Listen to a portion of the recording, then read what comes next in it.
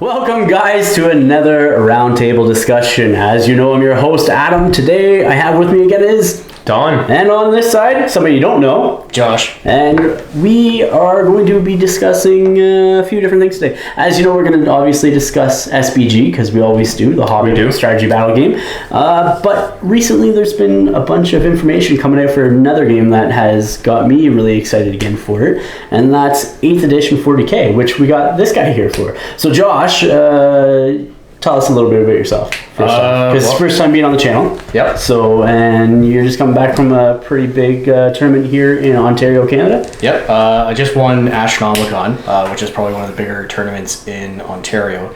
It's a non-ITC tournament, but it's been going on since about 2003, and just won that one. And I've been competitively playing 40k since 1998. Awesome. Without let up, right? Like, you've been like pretty hardcore about playing 40k and always playing competitive tournaments like every year for the last 14-15 years, right? So we thought Josh would be a good person to have on board when we discuss 8th edition, the changes, and the, I guess, Warhammer. Because let's face it, we have to talk about that because it's the elephant in the room and in the game right now, like that, or the Carnifex in the room. Yes, because it's devouring everything, and everyone is super psyched for it. So. Yeah, well, I haven't played 40k in a couple of years probably, and I sold almost everything. I have like a couple of little bits and pieces left, but this game or this edition has me excited for it. So Astronomicon. Is it the biggest tournament in Toronto? I know they run one in Winnipeg, but I think it's smaller than usually the Toronto one. The Winnipeg one usually only brings in about 30 people, whereas the Toronto one brings about 50 or 60 every year. I think there's 46 people there this year. Okay. It's probably the biggest one that's in Toronto because there is no Toronto tournaments really. And Christian and Mike still run that tournament? Oh yeah, that's their baby. It's their baby. And do they still run it in Vancouver? And I know they ran one in the States for a few years. And they ran in Vancouver twice, and then they had to cancel it just because they only had like 11 signups the one year. And then the Dallas one they did once, and that was it. That was a one-time thing. And so it's really Toronto and Winnipeg, and Toronto tending to be the biggest one. Yeah, Toronto's the moneymaker for them. I've been to a number of them like years ago, but I haven't been for 7 or 8 years. I know I went with you a bunch of years, Josh. I haven't won at all, so hey, it's all news to me. It's 100% worth it. It's an amazing tournament. Well, it's a really unique tournament in that, and correct me if I'm wrong if anything's changed, but they have however many tables, 20, 30 tables, and every table has a unique mission on it. Yep. They're all custom missions. They're all like, they've been running all these missions for years and tweaking them with the rules, I guess. For each of the editions and stuff like that. And so every table you play, they always make sure every round you play a different table as well, obviously, as a different opponent. That's really good. So you get to play, is it still 2 days? Yep, still 2 days. It's 3 games per day. How long are the games on each of the days? About 2 hours a piece. That's and then not they bad. put little breaks in between, and then some people go over, but whatever. Yeah. Right on. And is it 1,500 still? Yeah, still 1,500. So they've kept that the same every time. But I guess the big thing, like other than the unique missions and every table having a different mission, is the scoring system for that tournament is very, very different than any other ones. Like most tournaments are pretty much win-loss.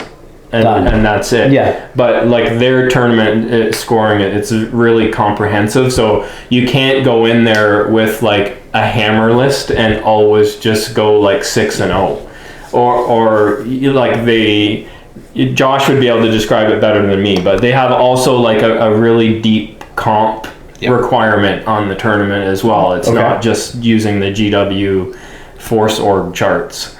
So how is the Force organization then broken down? What's the difference from the core game, which was 7th edition, to the tournament? Is there any differences there, like as Don was saying? The Force organization chart stays the same all the way throughout, but the way the tournament works is that you start off with 20 composition points, and then as you design your army, you either actually there's only negatives. So if you, for example, take more than 250 points of heavy support, you get a -1. And then for every 100 points past that, you get another -1. Okay. So if you decide to go and take 500 points Centurion Star, you're taking -3 right off the bat. Okay.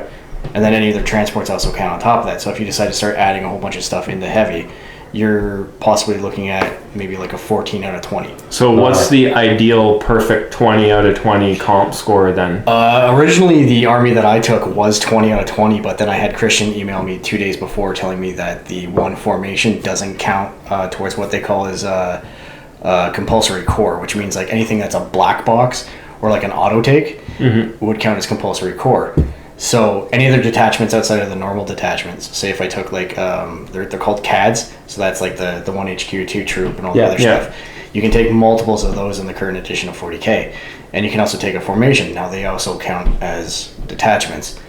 So when I took the Wasps, you have to take a minimum of 3, and what ended up happening there is that they actually said that the formation didn't actually count towards compulsory core, so I ended up dumping into my elites, which dropped me down to 18 out of 20 for my comp instead of 20 out of 20. So basically you're encouraged just to take, you know, an HQ, a bunch of troops, and then sort of one selection of all your specials kind of thing. And awesome. You got stung for 1 point on that? And, I got stung for 2 points just because of the Wasps ended up being into the elites, which I already had the pretty point heavy Wraith Guard in. So I ended up paying 370 points in elites, which would be -2 to actually my overall comp score. So still getting 18 out of 20 is good, but like, and composition is only one of the scoring elements of the tournament. Of course, wins and losses are probably the biggest. But what else is there? And just kind of like quick back to that one, that 2 points, I won the tournament by 1.67 points. So that two points that made a difference. So that 2 points, if I got dinged another 2, I would have actually been in second place or even in fourth. And I'm just it's like that close, ha. Amazing. Yeah.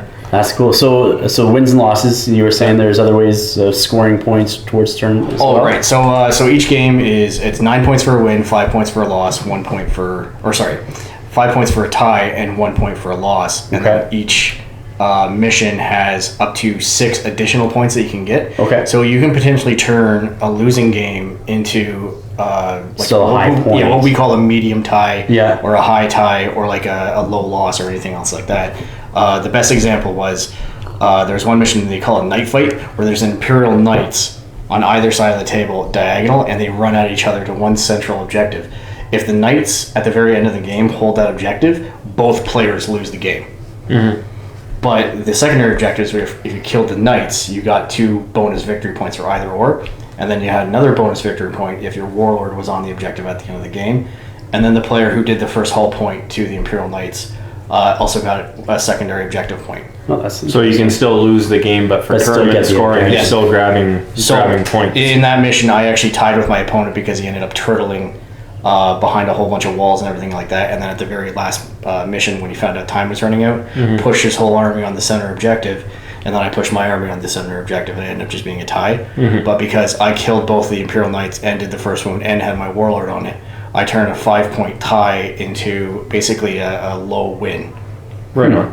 Interesting. What about army list? Is that still something that they score? Like I knew they used to give a couple points for that. Yeah, they still do 10 points for it, and it's actually getting ridiculous because I went out of my way to make a box that was full of like Eldar gemstones, and I threw like Tim Hortons cards in there for the guys and stuff like that, because bribing the judges is always okay. And I had like a little fluff piece. I basically just almost copy pasted right out of doing my mirror, and then just changed a few things around here and there, and then put like heresy stamps on it and a bunch of other things like that. But just to spruce it up. Yeah, just to spruce it up, and it's out of 10 points, and I ended up only getting 6 out of 10 points, which I was like, oh my god! Like I put quite a bit of work just into those little projects, and it didn't do anything. The guy that won built a computer into a skull that was hanging, that actually had the screens as eyes and had its own program into it with his army list going down the eyes. That's crazy. And I'm like, no. And that sort of sets the bar at that 10 point, you know what I mean? Where everything else, not to take anything away. No, not at all. Wow. That's definitely, there's a core group of guys that go to Astro. I think Matt Hurd, names are escaping me. I think it was Mike Chapman was the one that won Army list this year. I think so. I don't have anything in front of me, so I couldn't tell you. But some of the guys I think it was Chapman last year brought like a whole thing where he had his whole army programmed on the weird like iPad thing for his wrist, and had like the actual program for the Adeptus Mechanicus and everything else. Right on. Oh, that's cool. That's cool. So with that, then going into so painting, is that like still part of the score? I know back in the day they used to be really thorough with the judging on painting, and it was a fairly hefty chunk of your points. Yep, it's out of 40 points.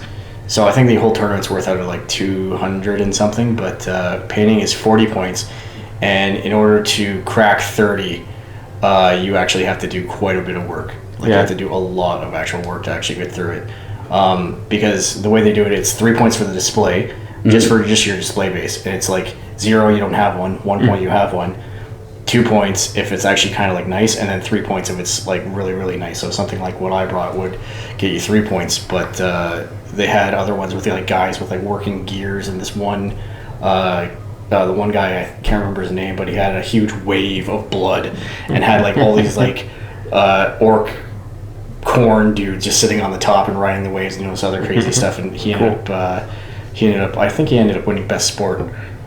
But yeah, they do 20 points for brushwork, 10 points for conversions, and then there's a bunch of other like subcategories that you have to try and get in there. And the more you start looking at it, you're like, oh my god, like you have to do a lot of work to actually. And they've been doing it for so long that like they really go over your army. Like it's not like most tournaments where they come and look at it for 30 seconds. Yeah, they know the models, and they really look for conversions, and that's cool. And the painting score is really thorough. Yeah. Now you have a couple of conversions that you had put in here that you were talking to me about earlier, talking about conversions.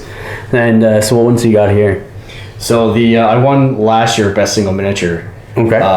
For the Cloud Dreamer / Farseer / Corsair Prince / pretty much any sort of Eldar on a bike with a stabby thing. Anything that you need it to be. And it's made of 5 different kits. Okay. So it's the Harlequin Skyweavers. Yeah. There's the Eldar Windrider kit in there as the driver. Yeah. And as well as the Shuriken catapults that are underneath. Yeah. The still the Harlequin Rider here. The Dark Eldar Scourge head on the top. And then I actually took the Audark cape from the plastic Audark, which I used for another model in the army or whatever. Yep. And then added the cape on like that. And then what they didn't even consider this to be extensively converted, because it didn't have any green stuff or anything involved in it. You just sort of put kits together and kit bashing. Yeah. It's like an extreme case of kit bashing. Yeah. So for conversions, I only ended up getting 9 out of 10, but every single unit in my army actually contains at least 3 kits, other than the Wraith Guard. Wow. Interesting. That's crazy. Like I'm looking at your Corsairs up there. Obviously, you have your Corsairs. Looks like a Warp Spider backpack there. Oh no, not even. It's the actual Corsair Forge World. Oh, for your Prince. Sorry. Oh, for the Prince. Yeah, for the Prince guy. Whoop. That's my bad. So the Corsair Prince is actually again the Audark model. Yeah. Which then I use the Warp Spider Exarch backpack. Yeah. Then I use the fusion pistol from the Audark, and then put the actual Scourge pointing arms on, and then the actual Scourge head on him. That's awesome. In addition to like all the bases and everything else. Which the base is amazing. So what's the maximum score you can get for painting? 40. And what did you get? I had 35. Yeah. Last year I had 36. The only reason why I didn't get higher, because I actually did more work this year than I did last year, is because I had unfinished models. So unfortunately I couldn't get the gemstone set in time, and some of the riders and stuff I couldn't finish them. Yeah. So I ended up getting dinged for 2 points. So I almost had tied for best painted as well. Well, I gotta say, like, your army looks phenomenal. Like, looking at it, it is great looking. It's beautiful, and I'd love to have an army like this for 40K when I eventually get back into 40K. Yeah. So 37 was the high score. 37 was the high score at that tournament. The highest ever was 39 by John Ho 2 years in a row. Yeah, and he also won both of those years as well. And they dinged him by 1 point the second time around because he didn't paint the bottom of a drone. Like they literally went through. So they're making it like almost impossible to get 40, right? Their thing for brushwork is it literally says no flaw can be found. Yeah. So they literally go over your army with a fine-tooth comb to make sure you can't get that 40 out of 40. That's awesome. I'm loving these bases too, like that you have for your models. Like So with your wasp, like the yin and yang symbol or the Daichi symbol there, that is phenomenal. And then there's a little bit of the waterworks. Oh yeah, as well yeah, that's cool. on that one. So some of them are the impression bases. Yeah. Picked up those all from Dragon Forge. Dragon Forge. You have to check those guys out for sure. Yep. They have a long wait time. The guy's like out in Milwaukee in the middle of nowhere. So Yeah. he ended up not being able to do stuff for 3 months because of ice storms. So I suspect he lives up in a mountain and makes bases for a living. So I have no idea. Yeah, hey, maybe. I've heard stranger things happen. So to win Astro, you can't just. It takes a lot of. You got to cover all the bases, as it were, right? To win overall, you have to literally look at every single category and trying to hit. Everything. Well, I figured it out that you have to hit a certain number in every single category to even have a chance at winning. Yeah. You can go into Astro with a hammer list and then just win best general, but then your sports, your painting, everything else is just going to be into the gutters. Yeah.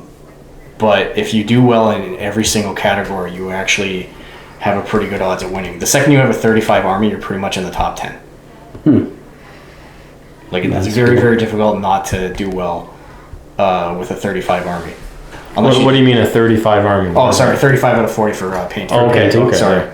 So you sort of have to get 35 out of 40 in order to contend to win overall? Jeff Brown won last year with a 33. I think you need to have over 30 to win overall, but the people have won with like 29s all the way. I think the lowest score was ever won was 26 out of 40.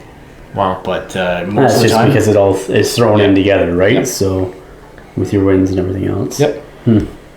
So, one of the reasons why we wanted you here, other than the fact that you just won, it was this past weekend, so it's very topical, is that like Adam and I'm not into 40K. I was huge for years and years. And Adam is not really hardcore into it. No, I'm not huge into 40K. I love the fluff, and I love some of the stories, stuff like that. Just started playing Shadow War again, which was sort of putting my toe into the water, you know what I mean, of 40K a little bit. But we're going to talk about 40K 8th edition, but like you've been playing competitively for a long time. What's your opinion on the state of the game, like right now, like pre 8th edition, and like from your perspective, like did they need to have this new edition? Because it's not just a new edition. This is like a major. It's an overhaul of the game, right? It's I 100% think they actually needed this because I actually wasn't playing 40K.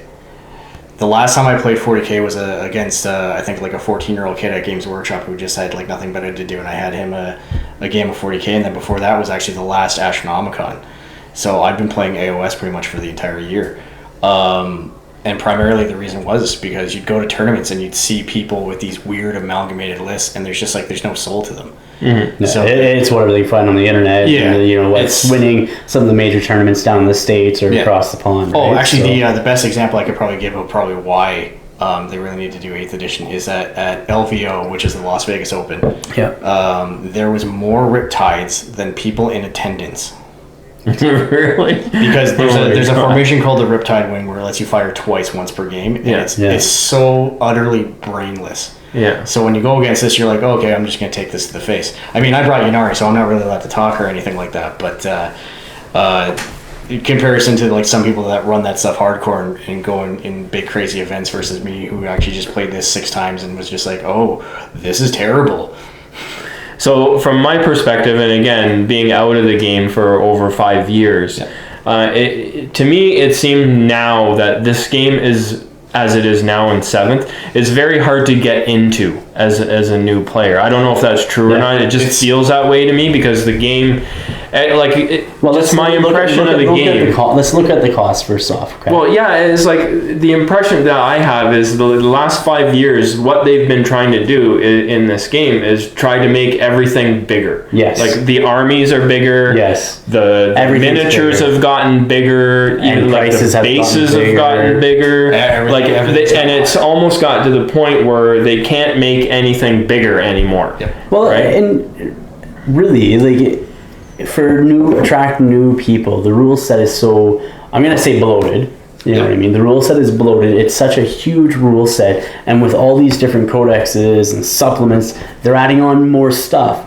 And so for a new person, you're talking about bigger, that's the biggest hurdle there. It's overwhelming. For somebody that's not used to playing a tabletop game, that can be daunting. It can be intimidating to swallow. Here's a good example. If you wanted to actually play like a competitive Tau army, you need to buy the Tau Empire Codex. Yep. You need to buy Monka. You need to buy Kion, and then you need to buy.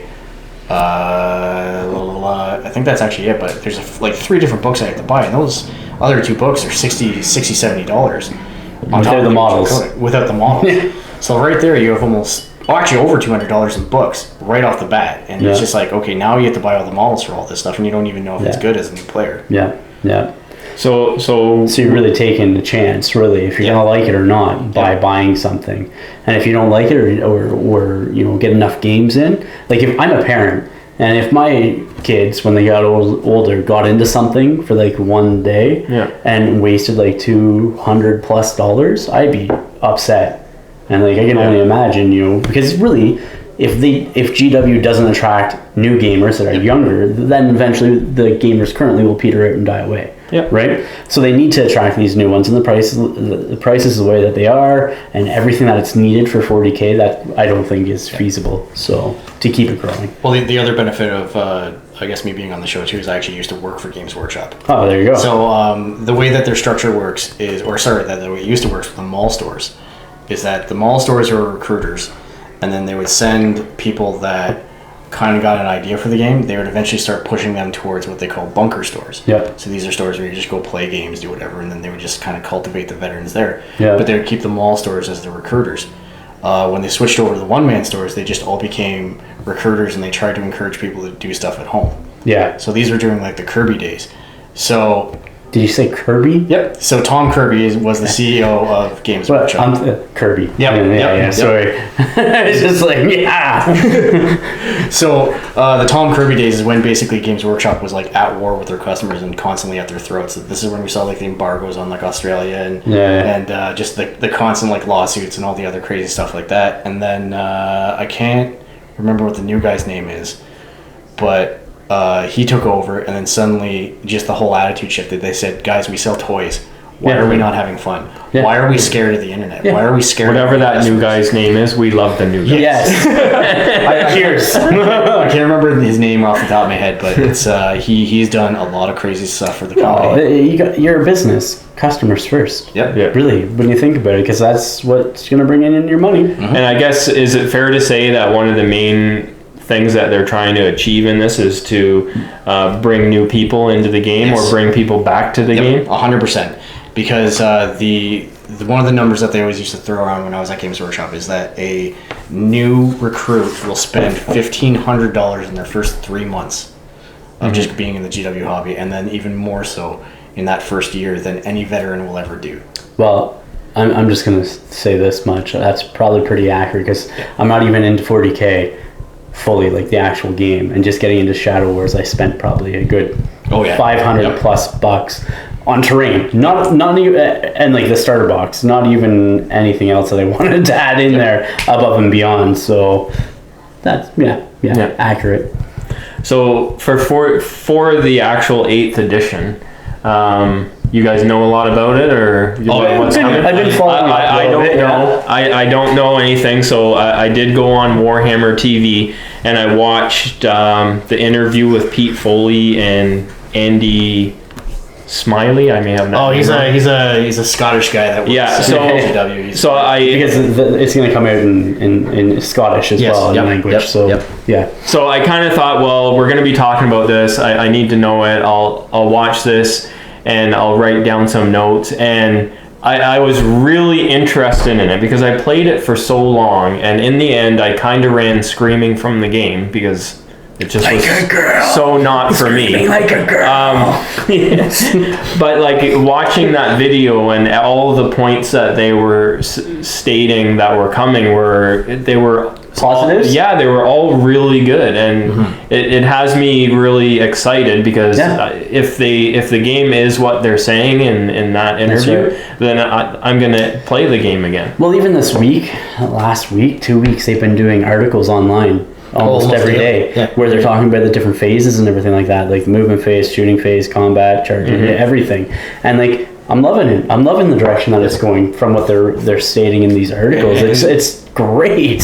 They are just killing people right now with the hype, because there's so many people like, oh my god, just release it already, and it's still 5 weeks off. Well, and the fact is that you're bringing back these players, and I can attest, because I am one that has given up on 40k and went to other games that are more affordable, skirmish level games, such as that for us was the Hobbit. That's what got me into miniature gaming and stuff. So like, I had stuff, and there's other games out there as well. But like, and this now has me coming back, going, shit, that looks really good.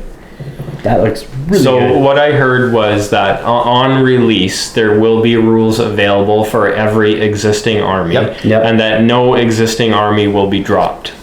Or let's say faction. There will be rules for every model that we have. Yeah, right. So you're going to see all the Forge World models, you're going to see all the 40k models. It's kind of like AOS. So you're going to have literally almost like PDFs, or they called War Scrolls in AOS, so I imagine they're probably going to call them data slates in 40k. And then they're eventually probably going to release the same thing with the app, where everything is available, and GW can update it at any point in time, which actually creates a living rulebook. Which that app is great for Age of Sigmar. The app that they have for it is a great thing, and I hope they do that for 40k too. Is this app and the General's Compendium for Age of Sigmar, or is it the same thing? Or no, they're two separate things. So the General's Handbook basically kind of introduced the 3 ways to play, because AOS at launch didn't have points. Right. And the rule set was a good rule set, minus that it didn't have points, so you could go up against a guy with like a handful of models, and they could have a board full. You know what I mean? And it could be very unbalanced in that sense, and people were up in arms about that, because there was no way to sort of control that. There's all the dancing rules and all the other stuff. Like that. Essentially, you had to do silly things to get rules. Yeah. I mean, most players just ignored it, and they just said, "Are you okay?" Or you automatically get in there. Which makes sense. They're not going to do that sort of stuff. But it was more of that.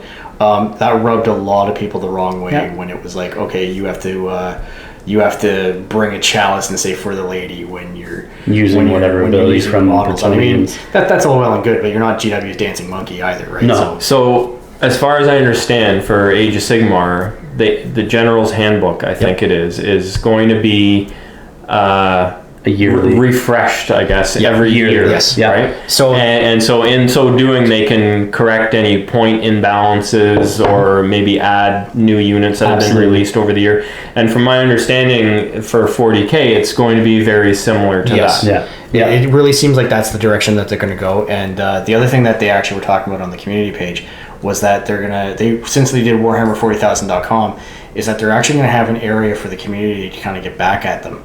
Or not back at them, to give them feedback. Yeah. So, it depends on how you look at it, because unfortunately, if you've ever been on the internet with anything 40k, it's just loaded to the brim.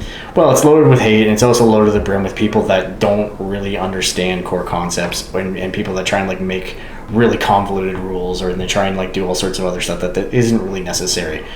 Like for example, in 40k now, like a lot of people think Eldar jet bikes are absolutely broken. They are, if you go against anything that's like fairly standard, but that's why you have a whole army. That's why I have a whole army of them that they get to shoot twice every time you kill me. So it's like, okay, but the trick for that, for example, would be, okay, well, what kills them? Leadership ignores cover. Okay, what can do that? You look at Space Marines, and you can have an entire army that basically just starts deleting units off the table. So my one buddy, he actually made the Scat Bike army and did very, very well on ITC. And I made an Ultramarines army and completely countered him and slapped him around like on a daily basis. And it just wasn't even funny. So it's just like, you have to have people that know what they're talking about, who need to contribute to the rules, because you can't just have people that are just kind of like lazy wanting to change something instead of actually thinking about how to deal with it in the actual game themselves. So one of the things I got out of that interview that I watched on Warhammer TV was they mentioned several times that this was community driven, and which is great. A lot of what they did was based on feedback from the players. which is really good to hear. Well, that's what's going to drive the players to keep on wanting to play and keep on going, because they actually then at that point in time feel that they're being heard and validated, right? Yeah. So, and like that shows through, even the progression of the 40K storyline, you know what I mean? Exactly. Like stuff like that is all things that players are wanting to see and be involved in. So apparently we said, there won't be any models dropped from the range that we know of, because they dropped of. Tomb Kings after AOS dropped. Oh, really? So they have rules and they're still current, but good luck finding them. Okay, so they just don't produce the models. They don't know. No, now they're just strictly undead, and it's a mixture of like both styles of the undead. So you can either convert it or do anything else. But then the other thing is that they are actually one of the most powerful armies in AOS, which is crazy with that. Like, everyone wants to play them, but no one has the models, and it created this whole eBay. Yeah. So only time will tell if that happens with 40K. Yeah. But from what I heard, there will be at least one new faction upon release, and maybe more than Marines. The Indominus Marines is going to be the Indominus Marines. Yeah. So I honestly don't. I haven't heard much of the faction. Okay. So there's a couple pictures that they leaked out, and they're actually still on the Warhammer community website, and people were like, those Marines like really bulky, and they're actually like a little bigger. Yeah. Is that the blue ones that they were painting? Yeah, the blue ones. And then if you actually zoom in on the picture behind it, you start noticing like this is obviously a much bigger Marine.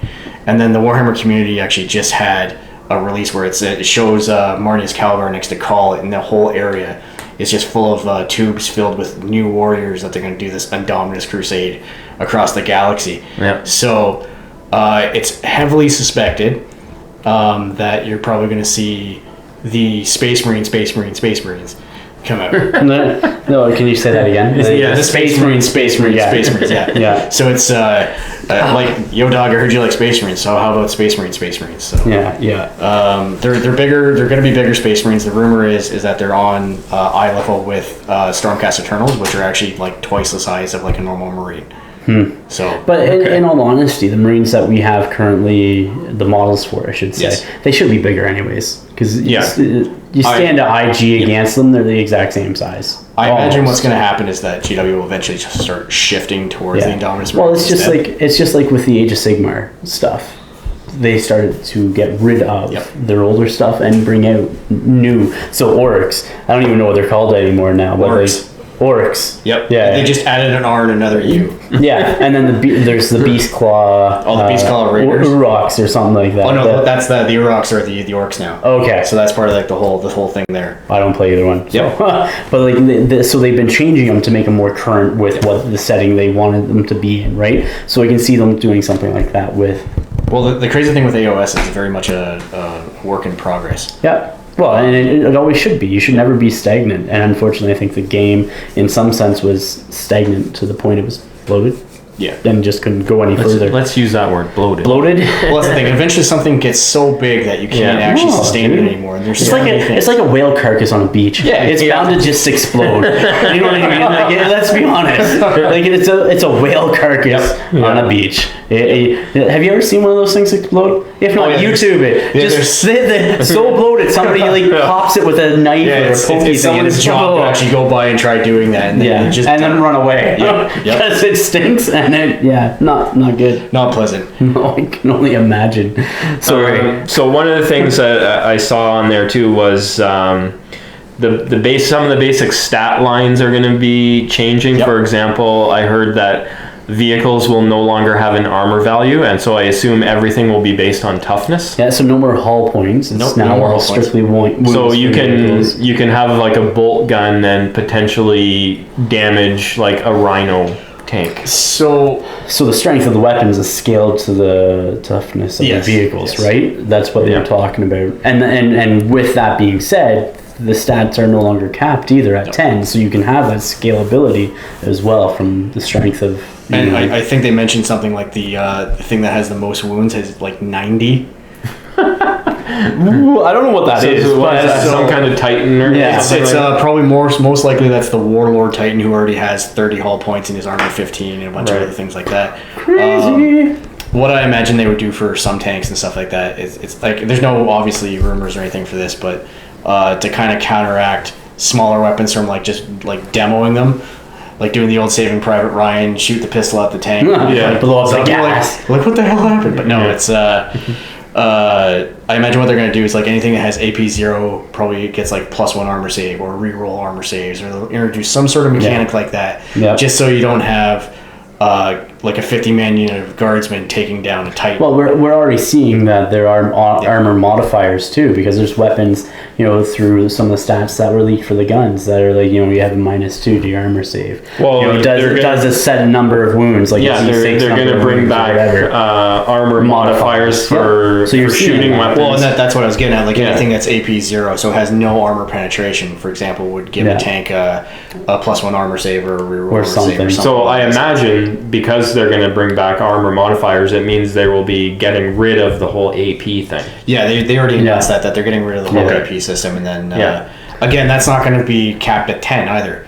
So you're going to see some weapons that potentially will have like a negative like 11 or something, or negative 20 to something crazy. Yeah. So you can be like, okay, that's going to be like your D weapons, because it's no longer D type damage, right? Yes. Now it's going to be that scalable strength stats. One of the things that I always disliked about the game was when I was playing last, if you didn't get the first turn, you were in big trouble. Now, I understand that even that is going to be mitigated by the fact that one-shot kills are going to be far less common. Like, it's not going to be las cannon on your big nasty tank and you roll the best possible 6 you can get and blow it up. No, because now it's wounds you have to take. Well, it also depends if they get rid of instant death or not, right? Yeah. So I was using this example the other day where the Terminator, in theory now, has a 5-up save against a las cannon. He'll still have his 5+ invul, which they kind of confirmed already with their armor, that invuls will basically be unmodifiable saves. Mm-hmm. But they are also introducing mortal wounds, which bypass everything. Yeah, which is... So, and is that something that only certain weapons can inflict? I imagine it's like psychic powers. Well, psychic powers. That was one. Yep. Was the psychic shriek they threw up the stats for? I can't remember. It was smite. So they decided that every single psyker in the game will now have smite.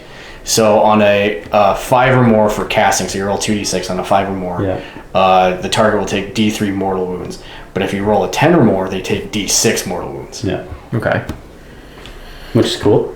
I don't play Age of Sigmar yet, although I actually bought my first white dwarf in I don't know how many years. Yeah, I'm in love with these guys. Like, let's be honest. What did you buy it for, though, Don? I bought it because I flipped through it and there was a Hobbit strategy battle game scenario in this. Then you just fell in love. Yeah, and then I'm like, well, we're gonna read this thing cover to cover because it's been so many years since I've done it. Us gamers, we have weak bills. We see something like, ooh, it's shiny. It's shiny. I like it. But in Age of Sigmar, there's this mechanic, I guess you would call it, where big nasty creatures like get knocked down a peg. Like they don't you're not just like, you're at 100% health until you lose your last wound and then you're off the table. It's not like that. It's like you're at 5 out of 5 and then you're at 4 out of 5 and your stats become lower. Let's just look at real life. If I punched you in the face, I'm not going to.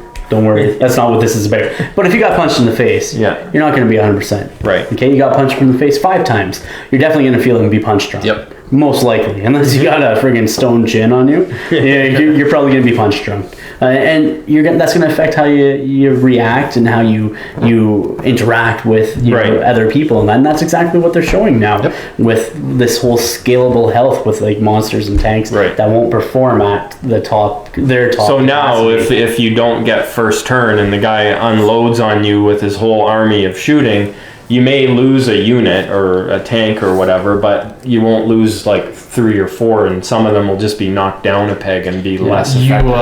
In AOS, you still see some stuff, like some monsters actually that just get totally wiped off the table from shooting. Mm-hmm. But it's actually a lot harder to do that.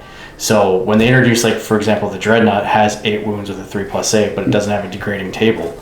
That's going to be running around the table for quite a little bit. But then standard infantry will be able to start beating up on it, depending on the strength and the toughness of everything that's being used. So we're going to see some stuff that gets way, way tougher, and then other things that is just going to be pure carnage and just die way faster. I honestly think you'll see stuff like Dreadnoughts and Terminators and that coming Hopefully. out. You know what I mean? More often now. Yeah. So I love Dreadnoughts. In all honesty, for Space Marines, I was a big Space Wolf player, and I love their Dreadnoughts that they had. You know, the shields were great. Don't get me wrong, but you know, it's just they weren't really effective per se. You know what I mean? Like, or like when you take Bjorn the Fell-Handed, you want him to go and kick everyone's ass, and instead he goes, "Oh crap, I'm gonna fall my toe. I'm done." Yep. Yeah, and that's exactly what it was. You know what I mean? At times, so lucky shot, and there's like a huge chunk of your army gone. Well, one of the things that has sort of dominated the meta in 40k for the last, 5+ years is this whole Death Star thing. And fortunately for me, this was like after I had stopped playing, but I hear about it all the time. All these various Death Stars where you get this cluster of models that have all these overlapping abilities and they just destroy everything in sight. But apparently that's another thing that they've sort of gone after with the new edition by using keywords. I think you'll still probably be able to do Death Stars, but on a lot lesser of a scale. Well, because you can still make things work with keywords. So like you can say like as Age of Sigmar right now, you can. I have Khorne Bloodbound as one of my armies, and I have Daemons of Khorne. They still have similar keywords that can tie in and mesh together. But that makes sense because they're both. That's right. It's thematic, but you can still get some Death Stars potentially. We will know more when we actually see the game and the rules and everything else. Well, for example, right now I'll use Barkstar again as the other one. So if you guys don't know what Barkstar is, that's where you no clue. It's the formation of I think 60 Pharynxian wolves. Yeah. And then you decide to put Samuel of the Ravenwing right in the front, and then he jinx and does the 2+ rerollable cover save. And because 40k's wounds come from the front, your whole squad basically has a 2+ rerollable cover save. Then you throw Azrael in the unit, and now the whole unit now has a 4+ invulnerable save. You then take a Librarius Conclave from a vanilla chapter, toss them in there, and then you start going for things like Sanctuary to give them a 3+ invulnerable save. Biomancy to give them it will not die and feel no pain, and a bunch of other crazy rules, and then you just start throwing units and things in this, and it's like that would never ever happen. It won't happen. That's why I said a lot. Are these things all from like different army lists? Yes, or they are. Yeah. So like Samuel is Dark Angels. Yes. The Fenrisian Wolves are Space Wolves. The Conclave can be any Space Marine. No, they're actually vanilla, so you can't actually make them any of the specialist chapters. So it's like you now have this big mix of things. Or what you do is you make them Iron Hands, so now they're 6+. Well, then you give them the Feel No Pain, so they get the +1 to that instead. The fact that you know all this and can rhyme all this off just it's bizarre. It's like Steve always used to say back in Fourth Dimension that I've forgotten more about 40k than some people will ever know, and it's bizarre. Sounds about right. It's crazy, yeah.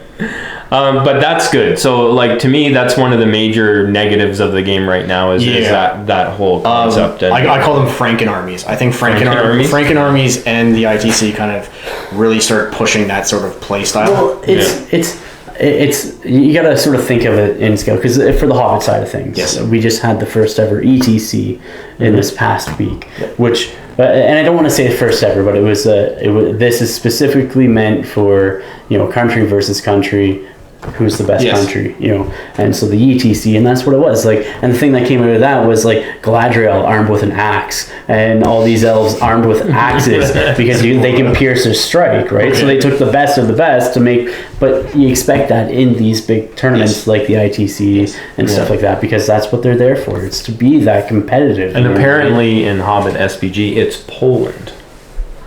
Because they came first and third. Yes. Yeah. They had 2 teams and they both came in the top 3. Yeah. They well, and Poland did really well. The Polish Hussars, I believe, is how you pronounce that. I almost want to say Hosers because to make it Canadian, eh? You know what I mean? But I think it's Hussars to be, and that was not meant as disrespectful. It's just us being Canadians, Hosers, right? We're a bunch of hosers, eh?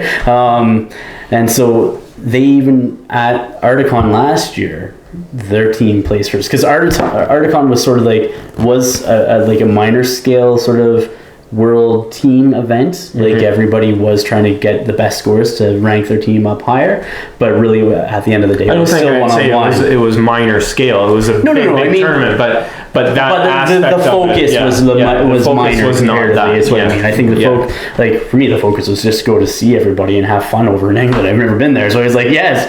So it was great, so that's where you just went to England. Actually, not long ago, right? I've been to England 3 times in the past 2 years, and every single time I go to Warhammer World, it's always a Hobbit tournament, and it's loaded to the gills with people, and I'm just like, where the hell have you all been hiding? In their Hobbit holes. In their Hobbit holes. Okay, yep. They're coming out of the woodwork. Well, see, that's the thing. If I start playing 40K again, you have to start playing Hobbit SBG. And I'll just sit in the middle and do both. There you go. Well, I did War of the Ring back in the day. So War of the Ring. I actually like that game. One a lot of models though. One random thing to throw in here that I heard also was that apparently templates are going to be out of 40K. Oh yeah. No, they are. Yep. No. Templates are gone. Templates are gone. No, dude. I'm going to use mine as a coaster. Oh, there you go. Yeah, no, it's going to be right there on the table with my pop on it. It was funny. It's because I actually kind of called all this ahead of time. So the second GW mass release scatter dice, it almost felt like they were just kind of getting rid of backstock. And I'm like, that's really weird. It almost feels like they're going to get rid of templates. Then AOS got rid of templates, and I'm like, something's going on here. And literally last year, I started calling it every single thing that's happening right now, and I'm just like, this is going to happen. And I had people tell me I'm crazy, I should be wearing a tinfoil hat. And then as the months went on, everyone's just like, okay, I'm starting to get on the tinfoil hat brigade on this. Well, I guess there's a certain amount of predictability to some of it, right? Yeah. But what am I going to do with all these flamer templates that I have from all these years? Play Shadow War Armageddon? Slap fights. There you slap fights. There you go. See, hey. Command points. That's something brand new. That's brand new. So Smiley introduced the concept that there's 14 different detachments, and each one of them gives you a certain number of command points. So before that whole interview happened, they made mention that if you mono build an army, so you pick one specific faction, that you will actually have a benefit in one way or the other. And we're starting to see that in AOS, like the books that say, if you have, say, Stormcast Allegiance, you can use all these artifacts, all these spells, all these prayers, all this new gear. But the second you take something outside of that, you're not allowed to. You're not allowed to take any of it. Only use the overarching order or the general artifacts and the general command traits. Yeah. And you see that even in Skyfarers, they have 3 different command things of their weird sky pirate code thing. I haven't read the book yet, but apparently, every army or every codex will have a unique, or at least some unique command points. Yeah. Just look at what the Age of Sigmar books are like now, and you'll probably see a similarity. I'm going to go out on a limb and say similar. It's similar to what they're doing in Hobbit SBG as well, and it's a drive to making mono builds. Yeah, it's single army-less builds, and it's giving a bonus if you do that. Currently, for SBG, I'm working on, lots of different things, but for an army that I will be working on is going to be my Lake Town. Yep. And they have a huge army bonus, and I love it for the militia, Lake Town militia and stuff like that. Yeah. So that's actually kind of a good segue into our next topic. Yeah. But just the last word on the 40K 8th is apparently this is the most thoroughly play-tested game that Games Workshop has ever released. They had people play-testing this, some pretty big names, Reese and them from Frontline Gamings, and a ton of those guys, right? So these big, people that are into the 40K scene or big names, they were have been play-testing this for a while now. Yep. So it's awesome because now you're having the community getting involved. And so you're actually listening to their thoughts of how the game's going to be ran and stuff like that before ever putting it out, which is great. So. And the funny thing is, actually, you mentioned Reese. A buddy of mine played him at Adepticon, and Reese was saying that he hasn't played 40K in almost a year and a half. So when the guy who is running one of the biggest tournament circuits in the planet isn't playing the game, it tells you something about the game in question. It does. So here's hoping that everything that we're promised or we're hearing about happens with 40K, and then we can all enjoy that game and going forward. Yeah. I want to use my models again. I got a whole basement full of them. I need to get some models. So well, let's face it. I say I want to use my old models, but they'll release, buy new stuff. They'll release new cool stuff, and I'll buy. Well, and that's kind of the beauty. You're gonna have the app, and then you're gonna have everything already kind of built in. Yeah. The points might not be available, but if they release something like they did for AOS with Azir, all the points and all the rules are going to be available in this app without actually needing to buy a book. The only thing you're going to miss out on is the faction-specific stuff. Yeah. So I would still buy the book though for the fluff. Anything else in there. So. But the thing is, the other thing with the GW books is that's their actually lead loss. They lose the most money on books because after the initial release, the hype for them goes, or their sales number drop like a brick. Yeah. So they make no money on it. So why wouldn't they just go, okay, we're just going to give away this stuff for free, and the second we change one thing, people rush out and buy all these models. So if we update the game every, say, 6 months, or we like change one little thing in something, and they have done that in AOS. Like we saw a zombie dragon suddenly go from wounding on 2+ to a 3+. We saw Karos Fate Weaver no longer being able to affect. But it's basically taking a model that no one takes because it's not viable, and then all of a sudden it shows up on the table again. Yes, and then the only thing that I think my only minor complaint with that is like they should tell you when they change something in the actual book. Because right now there's like 2 different versions of like Terrorgeist for AOS, one that's really really good and one that sucks, so you're never ever going to take the basic Terrorgeist. You're going to take the Flesh Eater Core one that goes, cool, I rolled a 6, that guy's dead. Yeah, it's true. So I guess we're going to switch gears and talk a little bit about Hobbit Reel back SBG. on the 8th edition, and talk about some Hobbit SBG. It's something that we obviously need to touch on. You know everything that's going on in Games Workshop too, but over the last year, let's say, Hobbit SBG has been given a new lease on life. Let's just say Games Workshop has paid attention to the community, and again, that's probably from the influence of that new guy whose name we don't know. But thank you. Thank you. Kevin Roundtree. There it is. Kevin Roundtree. That's his name. We like it. We like him, and he can come join us on the roundtable discussion anytime. But they've basically responded to the community, like the community, and the community has driven the game back, getting people buying the product again, and sort of saved it from the brink of extinction, I guess. Absolutely. Adam Trout and Jake and all those guys that have been working on the and they've hired like a rules writer, a miniature designer, and a couple people. And they've shifted a lot of their production, or probably all of their new production, to Forge World resin. Yeah. And they've released quite a few models, but having said that, like probably half of them, I would say, were already sculpted, I would think. Yeah. Or at least some were, let's say that. Well, the thing with the GW models is that most of them are ready about a year or 2 in advance. Yeah. So back in the day, like we saw the Plastic Dreadnought was out 2 years before it actually hit shelves. Well, and that's a key point actually to touch on, because we have this Lake Town house, and it's been around for a couple of years. Like this canoe that's on this sprue right here, singular piece. Like that's pretty freaking awesome. It is. Plastic. Like the detail's awesome. I just spent a day with a bunch of guys, Taylor and all of them, and we built 9 of these kits for the upcoming tournament in August. I'll be running the Desolation of Ottawa as part of the Capital City Bloodbath, and that's the last GW plastic kit for the Hobbit SBG. But the question we want to ask is, because really the plastic kit is really, to me, the litmus test of whether they're really going all in on a game or not. Yeah. We know it's a lot cheaper to go to resin models, which is what they've done right now.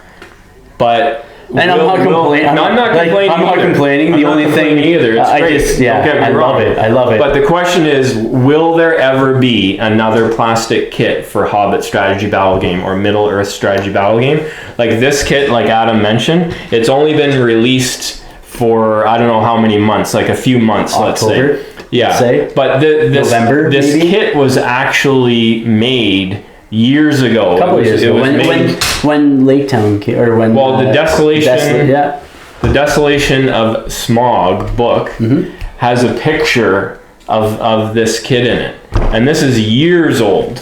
Can I see this? Yeah, because the Rangers got me back into the Hobbit, and I wanted to build them, and this was one of the first books I got back, and I actually never realized that, and this is going now, holy crap, 3 years ago, right? Yep. So because I've lived back in Lindsay area for like 2.5 years. Where is this picture done? Because I never realized it, because I want to see. Oh man, there it is right there. Yeah. Holy crap. Yeah, so this was talked about online for quite a long time, because people that had an eagle eye were like, where is this kit? Because it's never been made for sale. Yep. Right? And they never released it because the sales were down so far, at least I suspect this is why, that they figured it just wasn't worth the effort. And they thought, you know what, we'll just take our loss on that and not issue it. Well, now 2013. Yeah, now that the game has got quite a resurgent, they're like, yep, let's yoink this out of storage and run off production, run off a hole, and then they sold through like a couple of runs of it already. Yeah. Right? But will we see anything new? Plastic. That's plastic. Will we see a new plastic kit? And I would love to see like a new starter set when the new rules set comes out. I think that's when you're going to see the plastic most likely, is when they can sort of pump it up with like a new starter set when they put the new rule set out next year. Well, this is the thing. Like what we've been talking about. Was it Roundtree? Yep, Mr. Roundtree. Yeah, like they've been releasing a lot of box games. Like they even now have a section on their website for box games. Yep. And basically what they're doing is taking a whole bunch of existing plastic kits and making a game around those specific models. Yes. Yeah. Right? Which are kind of like entry level sort of things. Yeah, but those are not new plastics. No. I don't. There may be an exception. There's a couple. Like the Gene Stealer cult is an exception. Well, that is that's new. Well, right? even Age of Sigmar, they have new sculpts in some of these box games. Especially Shadespire that's coming out. Yeah. The Undead looks good. Yeah, the Undead skeletons in that look phenomenal.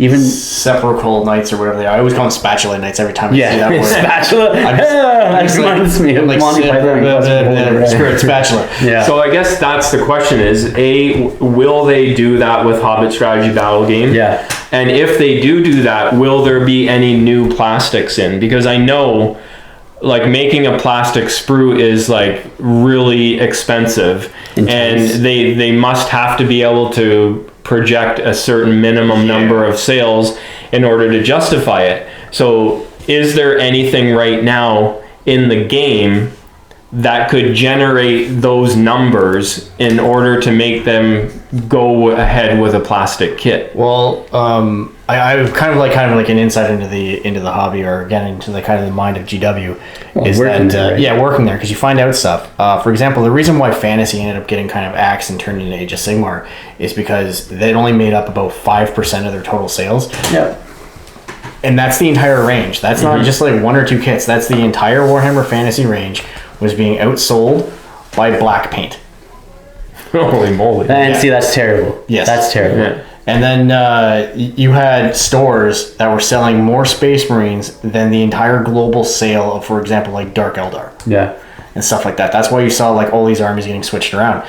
So I think for something like the Hobbit, it depends on what the sales numbers are like, but when they put it over to Forge World also said, okay, we're going to take over Blood Bowl. You guys are going to see more time, which is going to be awesome when that comes out. You're going to see Battlefleet Gothic. You're going to see all these games that you never even thought of, but it's all going to be Forge World, which at the same downside of that means you're going to be paying the Forge World resin prices. Yeah. Mm-hmm. Now, and don't get me wrong, I've been supporting the Hobbit hobby, as we call it, since, it started coming out with Forge World. Like when I was in England in October, I was the first person to pick up the new Ironhill Dwarves and the Ballista and Dane, when I went live to the public, what I mean? And I've continued to buy stuff. And I know it's at a cost, you know what I mean? But I don't mind doing that when I actually enjoy the game. Yes. But it would be good to see these plastics because, you can... So, I don't want to cut off Forge World stuff and do conversions with it. No. I'll be honest. No. Where if it was plastic, I'd be a little bit more keen on doing that. Let's face it, it's beautiful the way it is. And absolutely, it's very expensive, so you don't want it. Look at Thranduil, the new Thranduil, £40, right? Oops. £40, and it's friggin' a beautiful piece with a beautiful base. Well, the Goat Riders that have been recently released, which are Forge World models, are very expensive. But like to me, that would have been a kit that they could have probably generated the sales for with a plastic kit. But to all accounts, they already had those models like in the bank from back when the Perry twins, before they left GW like a couple of years ago now. So again, it was something that they're pulling out of storage, let's say. And like for myself, I'll be honest, I would have bought more if they were plastic and cheaper. Exactly. But I bought 2 boxes, right? Yeah. And because I wanted them, but I would have bought more if they were plastic and cheaper. Yeah.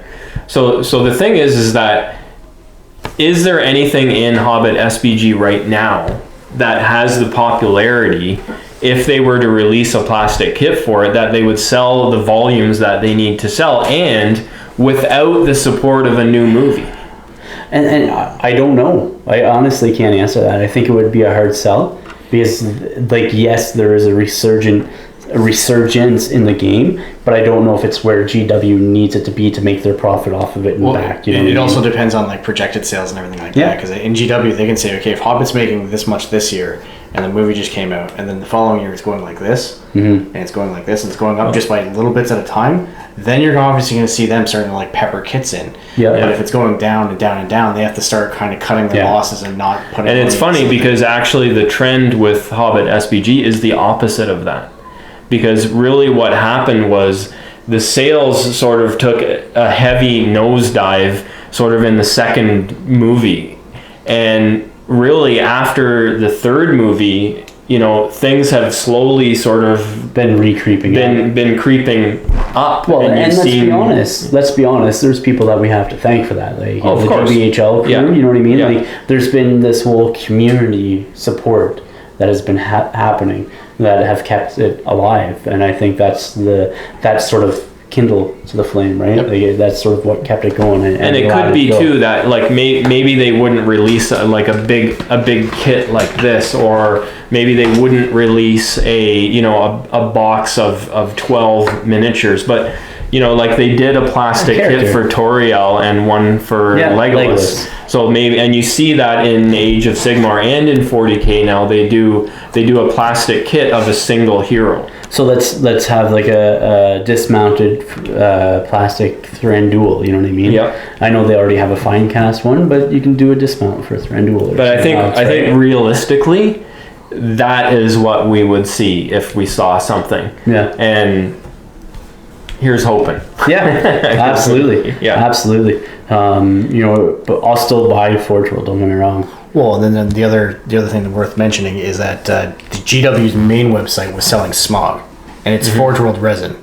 Yep. And it was limited, and then it came back, and then it was limited, and it came back, and it's like it's still there. It's still there. You can still go and get Smog. Like, well, they had the same thing with Weathertop years and years ago. Yeah. And then it just popped back up. Yeah, and it's been back up, and it's, I believe, now up for its second run. I think it did. It sold through on the first. I think in the first week where it sold out. Yeah. That was their projected sales for 3 months at GW.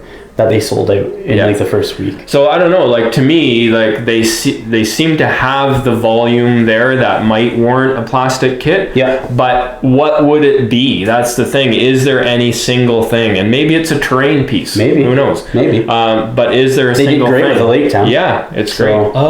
Actually, this is a good point to bring up because back with the GW thing is that they used to have this thing called the Hobbycon, where the further and more specific you go into something, the less sales there are.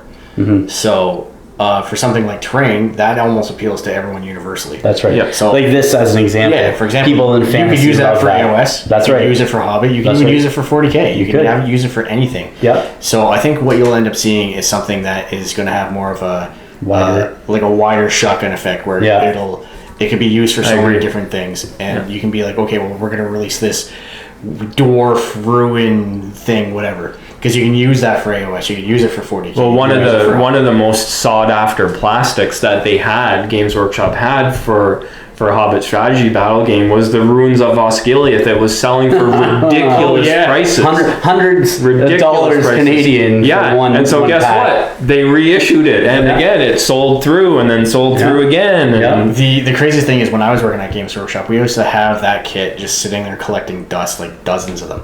And then suddenly people came in and would buy them all, and you're like, what? What happened? Yeah, they're beautiful kits though, and they're so customizable. You can use it for just about any Games Workshop game or any miniature game. That's right. So it has a broad appeal, and I think really that's what they need to look at.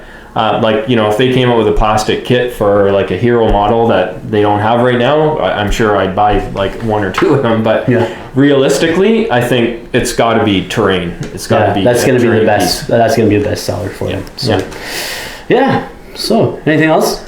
That's it. That's at the end of the list. No, we covered it all. Yep. Well, Josh, thank you for coming, dude. Oh, no problem. I appreciate you coming down and help chatting about 8th edition and about your army and your win at Astro not that long ago. Last weekend? Actually, this past weekend. Weekend. Yep. So, and then Don, again, it was a pleasure. I appreciate it. We'll see you in a month, right? In a month, yeah. Guys, thank you for watching. I'm going to thank these guys, but I'm going to thank you too. You know, you stuck around, listened to us banter and chat and everything else. Yeah, and for like an hour or more. Yeah, if you like what we have to offer here on Blackfyre Productions, you can hit us up on Patreon, the links below. We appreciate the support. It helps us grow and continue to make the content that you guys hopefully cherish and love. Please remember to like, share, and subscribe. Until next time, ignite your hobby.